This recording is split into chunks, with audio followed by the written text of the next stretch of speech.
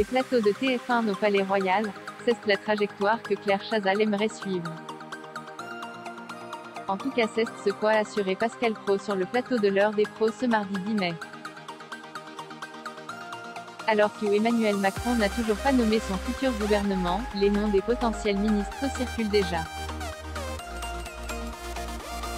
On sait déjà que le président de la République cherche à nommer une femme à Matignon, mais qu'elle a essuyé plusieurs refus.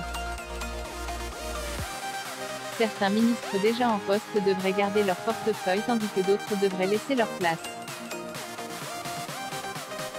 C'est notamment le cas de Roselyne Bachelot, qui ne devrait pas poursuivre sa mission comme ministre de la Culture. Et pour la remplacer, Emmanuel Macron pourrait nommer un visage bien connu. Il y a des noms qui circulent, Guillaume Gallienne, Claire Chazal. A révélé Pascal Praud. Selon le journaliste de CNews, l'ancienne figure du 20h de TF1 serait bien décidée à devenir ministre de la Culture. C'est un ministère très convoité, a-t-il poursuivi. Madame Chazal fait un gros forcing pour avoir le poste.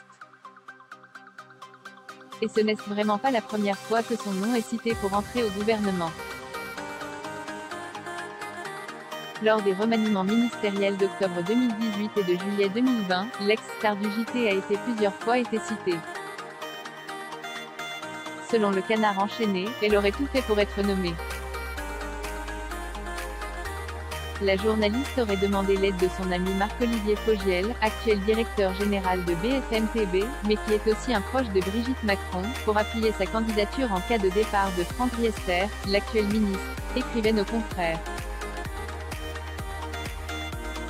Des informations démenties par Claire Chazal en personne.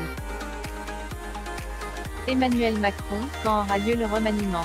Si la proposition m'avait été faite évidemment, j'y aurais réfléchi, réagissait-elle auprès de Gala.